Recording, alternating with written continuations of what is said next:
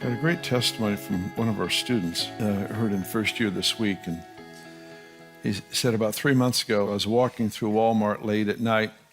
I walked past a Crossdresser. As I got near him, I had a bunch of numbers run through my head and thought it was rather odd.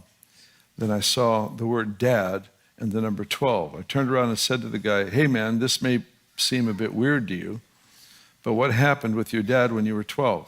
He instantly began crying, buried his face in my chest, mascara everywhere.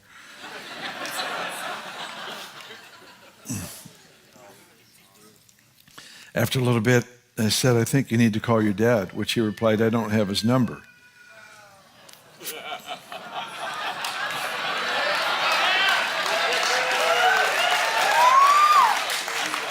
I pulled out the phone, put in 530, and then put in the numbers I had going through my head.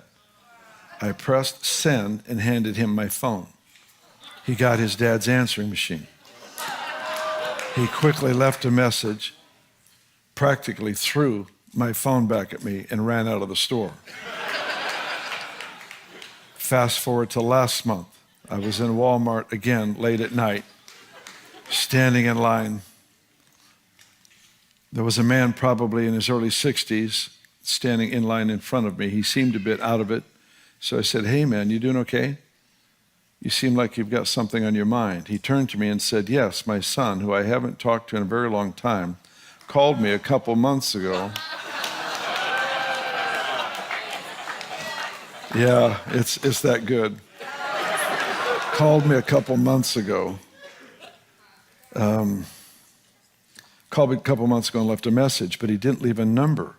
And the number I called isn't his. I stared at him in disbelief for a second and finally asked, "Do you still have that number?" He got out his phone and proceeded to show me my number.